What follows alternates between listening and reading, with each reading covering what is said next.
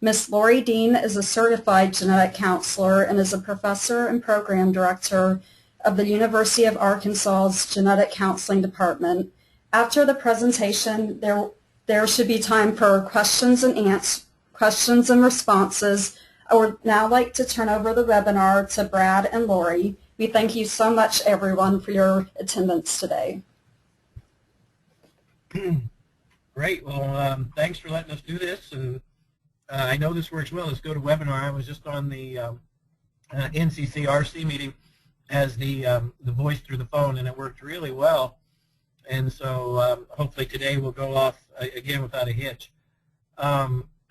This was, I think, your meeting, and so definitely want it to be whatever you guys want to get out of it.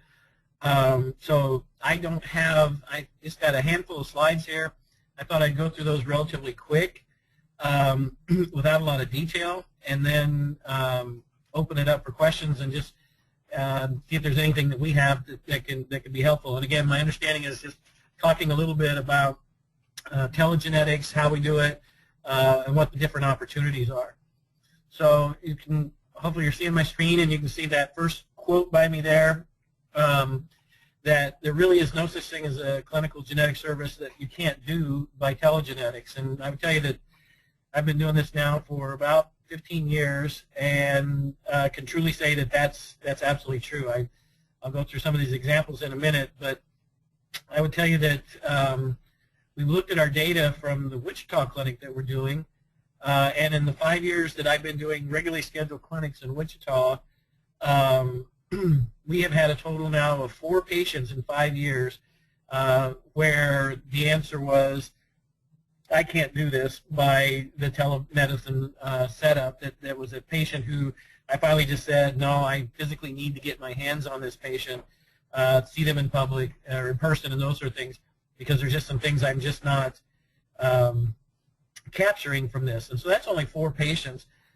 We've probably had another, I don't know, 10 or 20 patients that I've ultimately seen here in Little Rock, but that's really because the parents just said, gee, I've been talking to this guy for 3 years by the televideo. I'd actually like to physically see him, which then really presents actually the opposite problem, which is it's very nice to do these things by televideo because for those of you who know me, I'm only 5'2", but on camera I look like I'm a normal-sized dude, and so they're always kind of amazed when they get to clinic. And particularly I had one patient with Russell-Silver syndrome who, when the mom came down to see me afterwards, she went back and told the genetic counselor, she said, I felt so bad that we've been talking to him all this time about how short our daughter is. And so it was, it's kind of nice. So the camera makes me look taller, but it does add those 10 pounds. So I guess that's kind of a trade-off there. And so, again, just to whip down the slides, I don't want to read a whole lot of the slides to you, but basically the whole concept behind this really is that, that you can use this for many different sort of things, again, because there's not enough of us doing it, that we're not all in the right place. In Arkansas, we have very crazy roads and people that are incredibly poor. In fact, we had one of our pediatric cardiologists that actually put in a bill to Medicaid to get water pumps on cars paid for as a Medicaid service because we had so many patients that their water pumps would break coming down to see us if they wouldn't be seen. And so, and then when it was places like Nebraska or South Dakota where families literally have sometimes 400 or 500 miles to get to the nearest service can be a real challenge. Sometimes, interesting enough, some of the more sensitive things, people think that the telegenetic or the telehealth distant sort of stuff could be depersonalizing, but actually what we found is that most things actually with that little bit of distance actually does quite well. And we also know from our psychiatric colleagues that it works really well. In fact, probably the primary user of telehealth services these days for medicine are psychiatrists, and they found in abundant studies that really, truly families are more than willing to share anything of a sensitive nature, and it really doesn't impair those things. So, and again, we can do our standard dysmorphology, and I'll show you some slides about some interdisciplinary care. And so again, just some 10 examples of things we do. Those of you that are geneticists, we do a Diagnostic Dilemmas, sort of like what they do at ACMG and ASHG, where you have difficult cases. And so, you know, it's not just twice a year that you'd like to be able to get on the line and share cases with other geneticists. And so Murray Feingold and Jaime Frias and I started a telediagnostic conference that meets on a monthly basis where geneticists from all over the country get on the line and we share difficult cases. And we do this, like I said, I think there's at least 25 different genetics groups now that are part of this, and so it functions really well. And I've just got a slide there of an article we published back in 1998 when we've been doing it for 15 years. And so it's been a very important thing. Again, it's very nice as a geneticist to be able to say to families, you know, when you don't know what their child has, is you can say, hey, I've talked to 25 other geneticists and they too don't know the answer. Or on occasions, they actually do help us figure out the answer. We can use this for genetic emergencies. Again, you know, we kind of joke that, you know, there are too many genetic emergencies, but there are times when access to us can be timely. And so we are hooked here in Arkansas to all the NICUs in the state. And all the NICUs have these mobile units where they can roll them around. And so, again, if you've got a child in a NICU in a different part of the state that can't be transported, that I can, again, consult with the neonatologist on site there. And it helps with the triage as far as does the child even need to be transported or not, because there are some kids that really the only reason they would transport them is so that the geneticist can see them, and we can help oftentimes keep the kids from having to be transported. Management and diagnostics as well, we do those. Arkansas is very well wired for telemedicine, and so again our Centers for Distance Health has us really hooked up nicely. You can see in the areas in green are areas of coverage we have, and then the little different legends there on what you can see is that basically who's bought the equipment. One of the things that we've been very fortunate here in Arkansas has been the ability to share equipment. It's not been anybody kind of hanging onto their own stuff, and so I've bought equipment, Centers for Distance Health has bought it, the Angels program has bought it. So I think we have a total of about 150 units across the state and tied into our regional health centers. And we've got about 5 or 6 more we'd like to add. And when we do that, we think we'll be in a situation where there's no Arkansan more than 20 minutes away from the opportunity to have a telemedicine consultation. This works really, really well for genetic counseling services. A lot of our cancer genetics we do this way, particularly for follow-up. I mean, again, you know, as you might imagine, people travel for quite a distance. Let's say a woman with breast cancer makes it into our breast cancer program and is getting her treatments and stuff, but then we do the testing and then we have results. And to ask somebody to drive in 3.5 hours for us to tell them that they're BRCA1, BRCA2 negative is really, again, not a great use of anybody's resources, and so we can provide follow-up information there. We even do some of our support groups this way. So our Huntington's disease support group, again, is linked across the entire state. And so our patients, again, with Huntington's disease oftentimes have difficult traveling, and so we can then do our support groups and in any sort of consultation by this process as well. Again, the art of dysmorphology is just looking at things, and that the ability to look at patients with this type of equipment is very, very feasible. Again, you know, in the old days it was like a bad Godzilla movie where there was lags and the pictures were grainy or pixelated, those sort of things. Now with current technology, the high-resolution screens, we have the 1080p high-resolution screens. We have attachments to our machines where literally, you know, if you literally want to look at one freckle on a patient, you can get down to that level. And so we can, it's really very much real-time, sitting in a room, the same as if the patient was right there with you. So it does require, of course, that we have people on the other side that are trained to understand what we're doing. And then that last bullet there about our own case control studies, what I'm mentioning there is that when we first started doing this when I was in Nebraska, the question was, you know, does this really work? Those of us, again, old guys who thought, you know, we're going to miss something. So what we started doing is we started doing telemedicine visits, and then what we would do is we would schedule those very same patients for a follow-up visit to see us with our traveling clinic. And then what we would do is we would compare notes and basically say, okay, I saw this patient by telemedicine and here's what I said. Now that I'm seeing them in person, is there anything different? And we basically quit doing that after 6 months because we did not run across any cases where we said, oh, you know, if I'd have seen this patient in person, I'd have done something very different, I'd have changed something, or the diagnosis would have been different. And so we feel very comfortable that these things can be done by a distance. And again, here you can see this is also obviously technology dependent on whatever your screen is like, but I think you can see the resolution here. This is a screen capture from a visit. This is a young lady who has Soto syndrome. And you can see just the high resolution and the ease at which you can basically see dysmorphic features the same way as you could on a physical exam. Again, we can tie this into statewide networks, as we've done in Arkansas. This is a network we had in Nebraska, and again, you can see that we were able to go beyond genetics, that we had a Children's with Special Healthcare network where we could then not only see the patients for genetic consultation, but have our patients get the other consultative services they needed. So we had child psychology, PT/OT, speech, all available through these networks as well. Here's, again, a patient being seen by this process, and again, we could do this as an interdisciplinary team.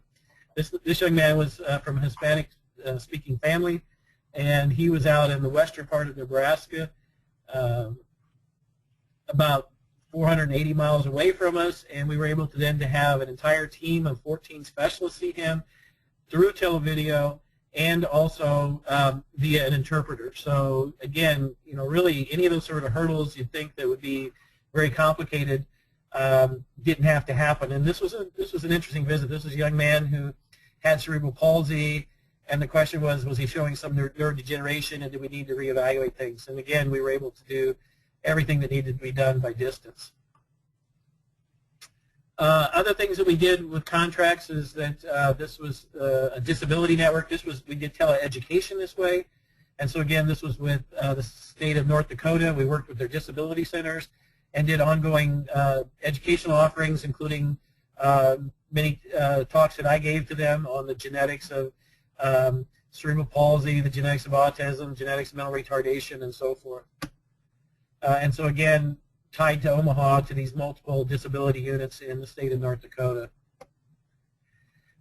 We also used it for non-genetic stuff sometimes, and so one of the other things that we had is that, again, the Shriners Network, of course, has lots of patients that make trips because of the free or specialty care, and so we'd have a lot of patients in Nebraska that the closest Shriners hospital was in Minneapolis. And so a lot of our patients with orthopedic needs would go to Shriners in Minneapolis and get their surgeries, and then for follow-up they'd have to go back to Minneapolis. And we worked out a contract with Shriners, again, to do telemedicine. You can see we have that wall-mounted unit up there. You can't see behind that table, but there's an x-ray reader as well, so that we can get their films done locally. The x-rays can be exported to them. And so again, the patients could have their surgery in Shriners, and then have follow-up visits done in Nebraska, so they wouldn't have to make the 7-hour drive to be seen again. It works really well for our ongoing therapies. We're doing metabolic follow-up.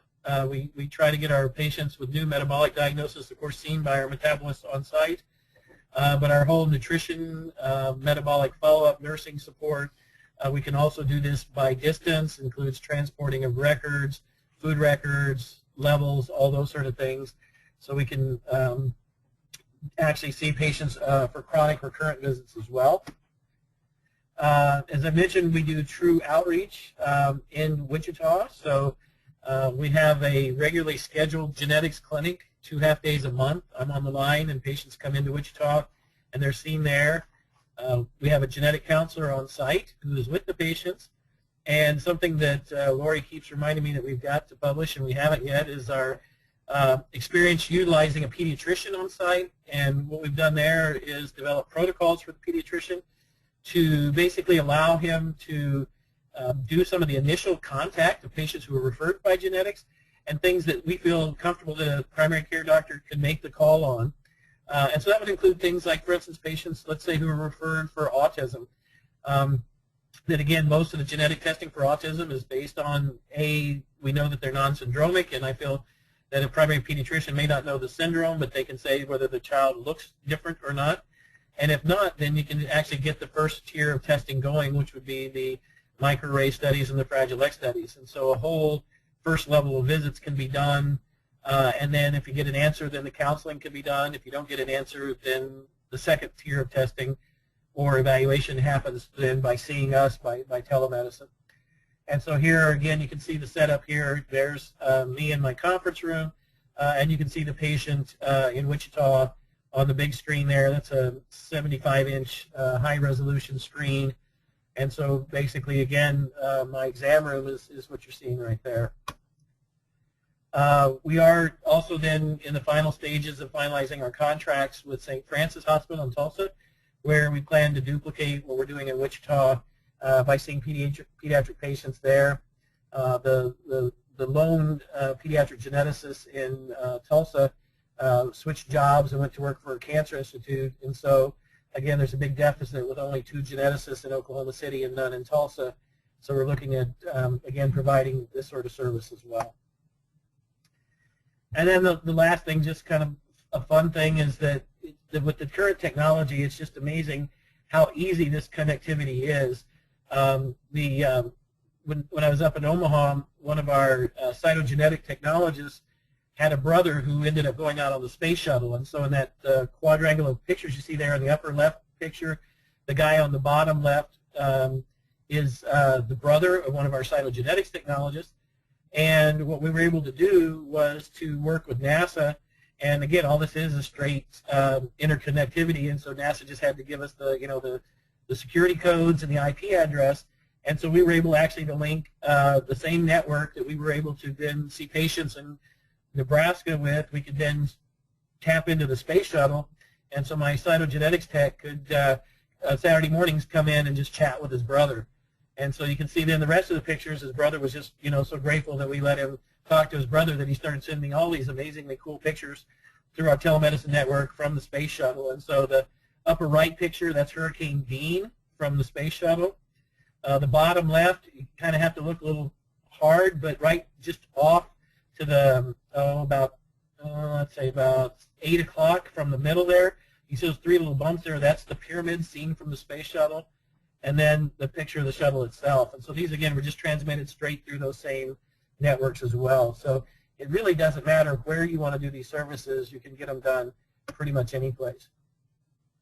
I think this is my last slide, and then I'm just going to shut up and see if you guys got any questions. Oh, and Lori has one after this. This is my last one, and just to let you know that we have written a telemedicine manual that has a lot of the information in there about if you wanted to do this, how you would do it. At the NCC-RC meeting this last week, the question was raised about how current this was, and in fact, we just updated it last year. So it is ready to go. It's got all the current sort of information, and so this is available. And of course, we're available for any sort of contact if you guys wanted to ask us any details about how to do this. So Marilyn had asked that we also include, what has the Heartland Regional Collaborative supported in the way of telemedicine. And this has certainly been a priority area for our region for many years. And in 2005, which was the second year that the RCs started in 2004, so 2005 was their second year. And we had, in our region, pilot projects. They were competitive applications for about $35,000. And one that was submitted and awarded funding was to set up a telemedicine or telegenetic service in southern Missouri. And these pilot projects were 1 year in duration, and they were really, true pilots or seed money to get something off the ground. And this was so successful in southern Missouri that the Department of Health in Missouri, which at that time, and I think they still do, they contract with the genetic centers in Missouri to provide services in the rural parts of the state. And so the Department of Health picked up this project and then continued to fund it for 3 more years until that geneticist retired. The second project, Brad has already mentioned, was in Wichita, and they've actually received 2 pilot projects. So the first one was to actually purchase a piece of equipment for them, and then the second, because they needed a piece of equipment in the NICU as well as in the outpatient side. And then the second project was to fund the project with that community-based pediatrician. The third area where we funded is purchasing some equipment for the clinic that's getting ready to open in Tulsa, and the same for Garden City, Kansas. So the folks in the western Kansas, really, I mean, they have a 7-hour drive to Kansas City for services. And so what we're getting ready to have to create once all the institutional agreements are finalized is there'll be a respiratory therapist actually in Garden City, Kansas, who will be working with Shavana in Wichita and Dr. Schaefer in Little Rock. And so patients in western Kansas will finally be able to access genetic services. Many of those patients right now have to drive 7 hours to Kansas City, as I said, or I don't even know the distance to Denver, but it's another. It's 5 to 6 hours. Yeah. So there's a real hole, if you will, in terms of access to services in western Kansas and eastern Colorado. So this is what we funded. All in all, let's see, the first 3 projects, so Missouri and the 2 for KU were roughly $30,000 to $35,000 projects. Tulsa and Garden City, we purchased 1 piece of equipment for each of those sites at about $25,000 each. So that way you can tell what our investment has been. We have not paid for people. We have never been in the business either of setting something up from scratch. So in other words, the reason why our region, I think, has had successful projects is because you have to have someone on that other end. You have to have the will. You have to have the partnerships. You have to have some of it already in place. Of course, there has to be the wiring. But we inventoried our region many years ago, and at least in the Heartland region, we're very well wired. We're just underutilized. And so in our region, we've never funded something from 0 to 100%. It's been in partnership to help augment or expand services that have started or were about to start. So that is my how much did I see out there? Oh, I don't know why it froze up.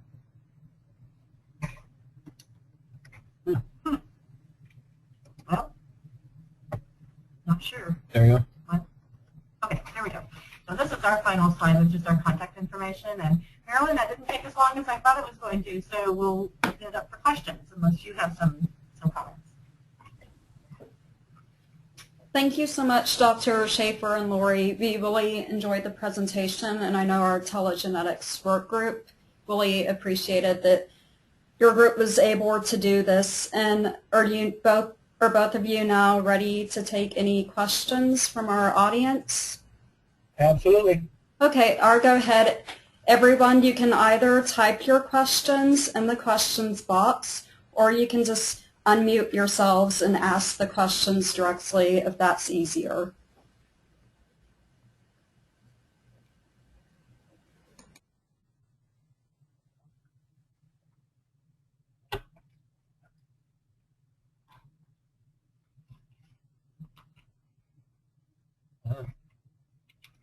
World's shortest webinar. Marilyn, I will add something while we're waiting on questions. I hate to admit this, but it's the truth, so I will. The telegenetics guide, the how-to guide, is actually kind of difficult to find on our current website. So the easiest thing for someone to do would be simply to email me. If you're interested in receiving that guide, there's no charge for it whatsoever. I'd be happy to email it to you.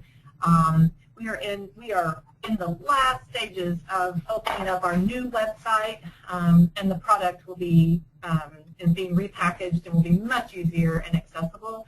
Right now it's kind of hard to find. It's under projects rather than as a product. So just shoot me an email if you would like a PDF of that guide. I'd be happy to send it to you. Brian, you might want to mention the education intervention that we're doing. Thank you so much, Lori, for giving us that information. I've read it myself, and it's really great.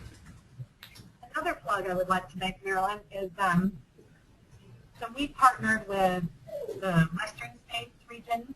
Heartland and Western States have partnered to provide education on how to do telegenetics. So there's the resource guide. And then there are, of course, your telehealth regional centers that are also HRSA funded across the country.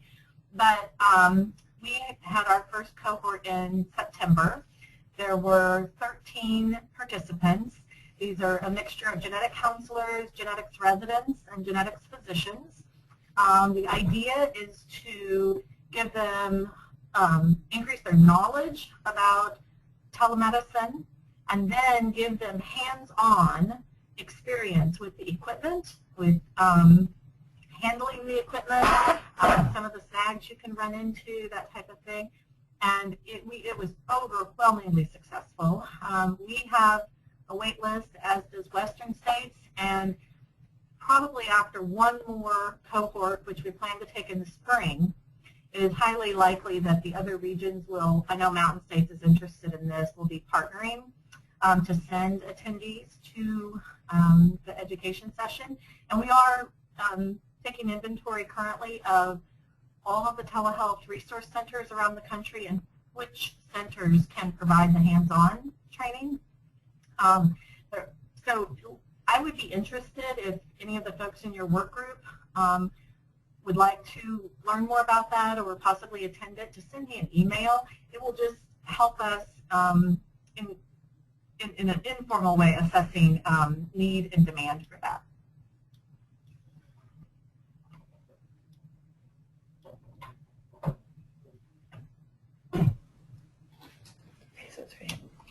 Lori, our first question, how much infrastructure has Heartland or Brad supported at the sites where the patients are located?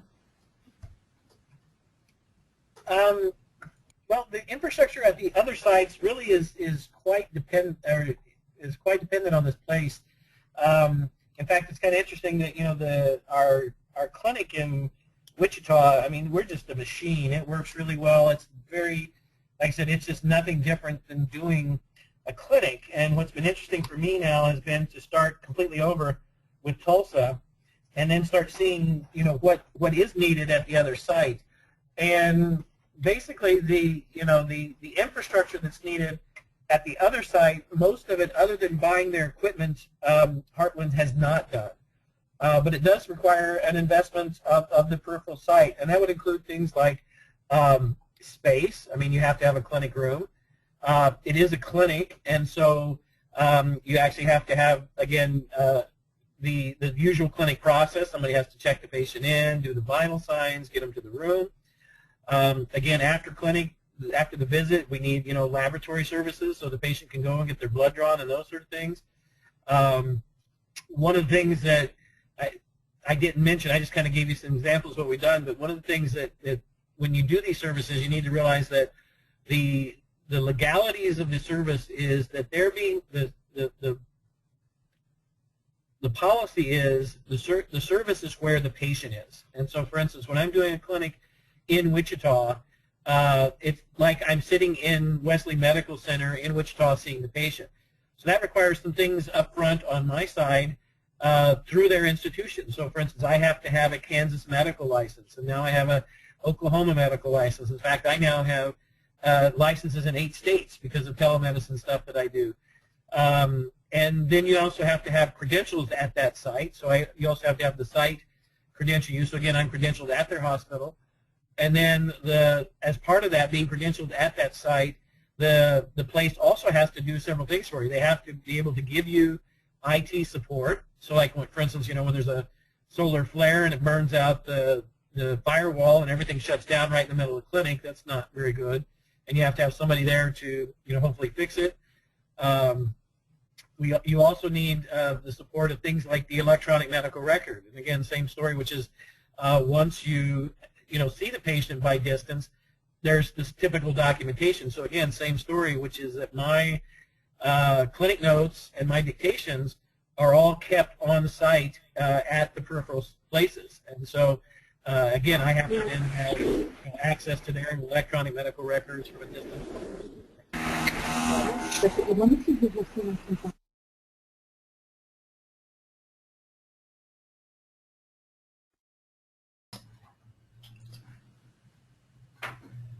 Was I speaking too loud? We can hear you. Can you hear us right now? Yes, we can. Okay. Sorry. No, it was just a technical error. Carry on. That was about it. So again, so that the infrastructure at the peripheral site, Heartlands has not provided anything other than purchasing the equipment on site. But everything else, the off-site personnel, their hospital, their facilities, their support staff, the T2 lines, all that sort of stuff, that's all done by them. So there is an investment. They have to be willing to do their part of this as well.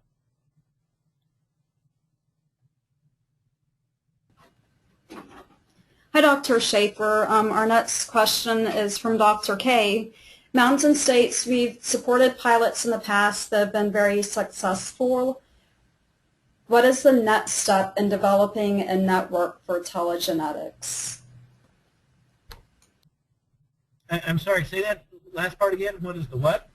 The next step in developing a network for telegenetics.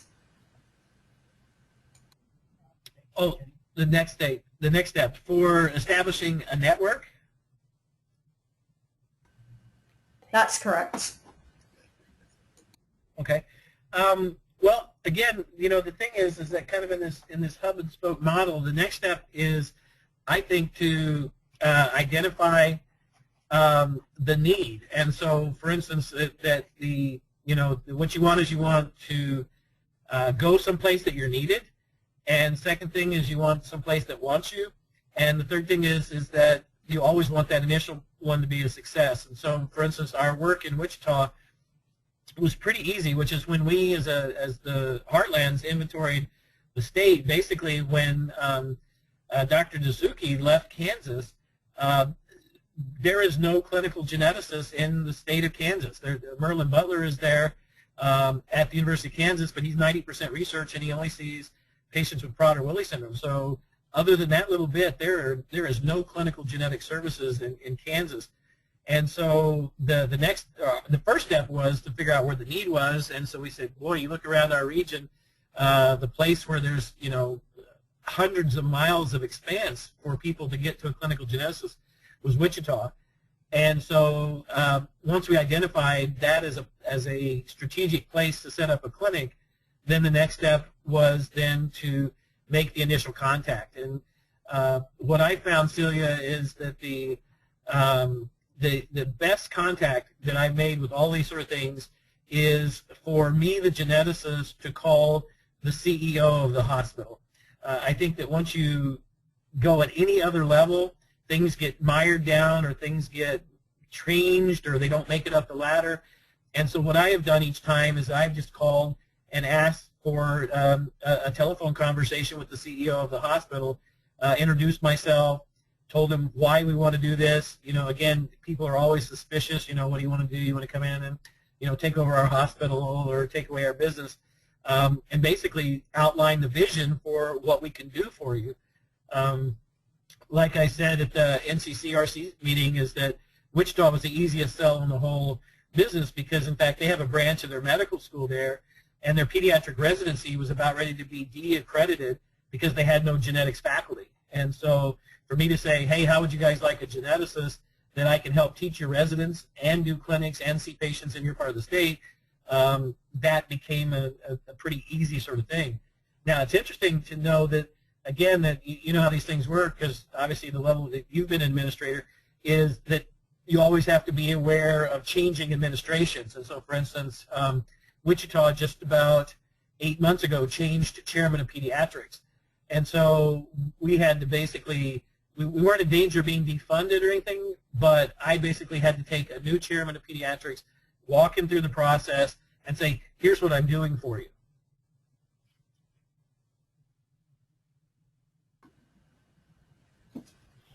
Thank you so much, Dr. Schaefer. Our next question, do you have any experience in providing a service through a primary care office? Yes. Well, there's two or three things here. One is, and this is kind of interesting too, when we're talking about the, the connectivity, is that you can connect to anything. And one of the things that's kind of interesting is that once you start doing this, then people suddenly, they're not even happy with the fact that they have to go to Wichita, and so then they say, hey, how about for our next visit, you just Skype into my house? And so one of the things that's important, and it's in the telemedicine manual there, is that, of course, there are HIPAA stringent requirements for the encryption and that sort of stuff. And so the rate limiting step there is not can I hook up to someplace, but it's can I do it in a way that meets all the the federal regulations. And so the answer is yes, I have done these services into a primary care physician's office, but only after we've had to go through the process, make sure that they had the right equipment, and that they had the right encryption and met all those levels. So that can be done as well. I've not yet still done it in anybody's home yet. Nobody's been able to get that kind of level of security.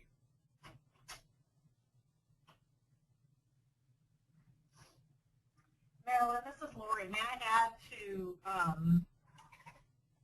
the question by Dr. K? Sure. I just wanted to say, Brad's never said this himself, probably just because it's obvious, but I think if the Mountain States region is thinking about forming a network, so to speak, to address the access issues, you also have to look at who are the geneticists who are willing to do what Dr. Schaefer's done, which is get your medical license in another state, get, set up another clinic. And it's key for telemedicine to be successful is to think of it as just you're adding another clinic and treat it as such. It's so it's not just those end providers, where the patient would be coming to, but also who would be the medical geneticists in the Mountain States, and how would the RC support them, if they needed to. Heartland has not supported Brad in this endeavor, but you have to have that willingness, like he has had, to go that extra mile to get your medical license and put up with some of the headaches it takes to get it going and get it set up. And along those lines, too, the other thing as far as headaches and who has to be good, it's the person on the other side. And so, again, if you look at, again, the genetic counselor, Chauvino, we have at Wichita, if anybody knows her, that she's aggressive. And so, I just kind of turned her loose and tried to make sure she didn't hurt somebody. Lori, the genetic counselor in Tulsa, isn't as assertive. And so one of the things that we're dealing with is that, when the hospital says, well, what do you mean you need a clinic room? We just had you set up for a closet. And so, somebody has to call the CEO of the hospital and say, hold it, we just signed this contract to do telemedicine visits. These are doctor visits. I need an exam room. I need a nurse to check me in. Those sort of things really need a champion at that other side who can really run it up the chain, particularly when you're getting it started.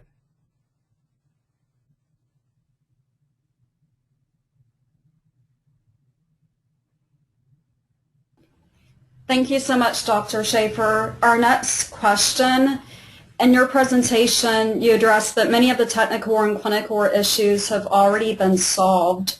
So at this point, what are the barriers to adoption of telehealth services? Is it funding or service providers not understanding that this is ready?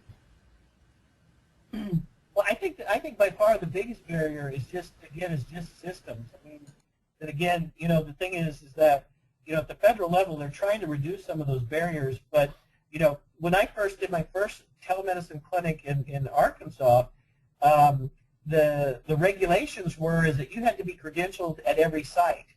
And so, like I said, we have, 105 sites that I can talk to in Arkansas. It was would be absolutely prohibitive for me to have to then go in and at 104 hospitals or 105 combination of hospitals and county health departments and AHECs, if I had to have certification in every one of those, that would be, basically prohibitive. And so we, again, had to have some regulations set aside that said that basically there was a reciprocity there and that these other centers would accept the credentialing from the university hospital. I'm also hopeful that sometime in my lifetime that even the thing about the medical licenses would change, because it's not an insignificant thing to have a medical license in another state, because then you have all the stuff related to, your insurance and all the stuff. And then, when Kansas passes a law and says, okay, all of our providers have to now go to, this meeting, and I'm like, heck, I'm not driving up to Kansas City to go to a, malpractice meeting for all the physicians in Kansas type thing.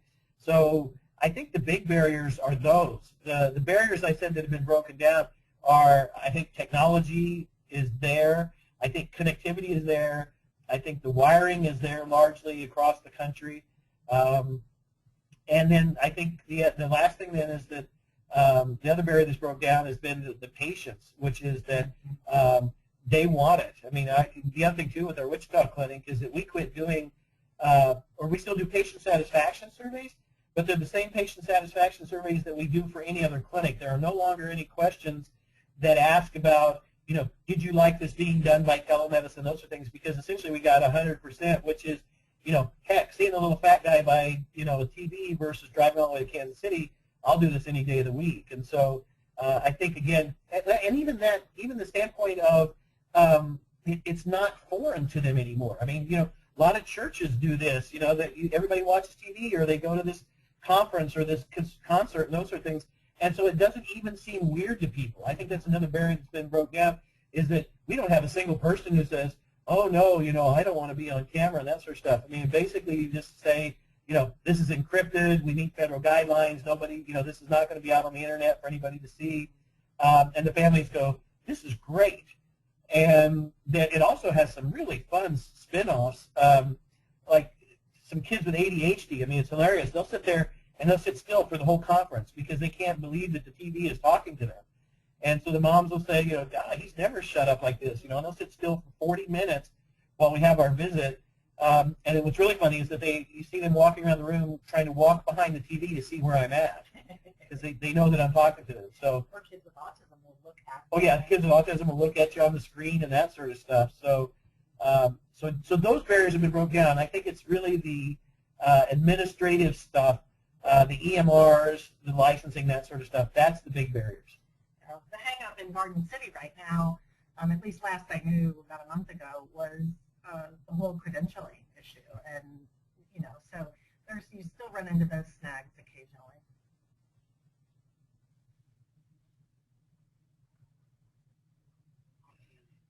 The other thing, too, I might mention is that the other thing, too, that we haven't talked about a little bit is payment. And, people say, well, can we get paid? That is very specific per insurance company.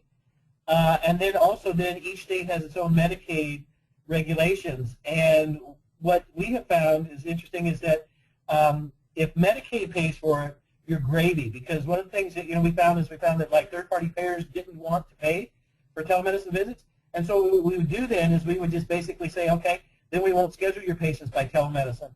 And as soon as those patients started hearing that, oh, if my kid had Medicaid, I could be seen here, but because I've got your insurance, I have to drive 4 hours, that kind of lobbying towards the insurance companies caused them to change. And so basically, if your state, you have to really look at your state Medicaid regulations and see what's covered. Arkansas is kind of middle of the road. Nebraska, man, we had gravy. It paid for my charges, it paid for the charges on the other side, and it paid for the line charges. And so, so again, the state was really supportive of that because, again, having patients make those kind of amazingly long drives. Let me talk about your payment system with Wichita. Oh, and Lori just mentioned the payment situation with Wichita, and we're doing the same thing in Tulsa. Is that what we're doing? Is we're doing a straight contract where they just pay as part of my FTE, and then I do all the medical documentation and I do the billing. But it's done through their institution. So again, we don't have to worry about Kansas Medicaid saying, oh, we don't want to pay for services in Arkansas. Again, the services are being provided in Wichita at Wesley Medical Center by a licensed Kansas physician. And so, again, the billing and collections are done by the local hospital, and then they just pay me a flat fee for doing these services.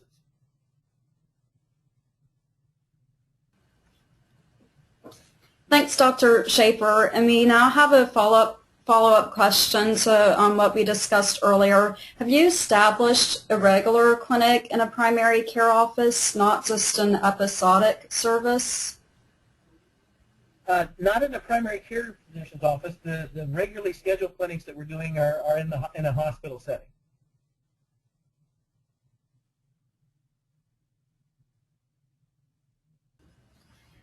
Thanks. And the next question, wouldn't a home or a primary care physician office have to be credentialed as a site of service in addition to looking at the connectivity? The lawyers have given me different answers on that. The thing is that if you were going to do a clinic in a primary care physician's office, then again, the way that the law reads is you're doing the service there. So you would be, what they've told me is then you would be bound by whatever regulation would be as if you were a partner in that practice group.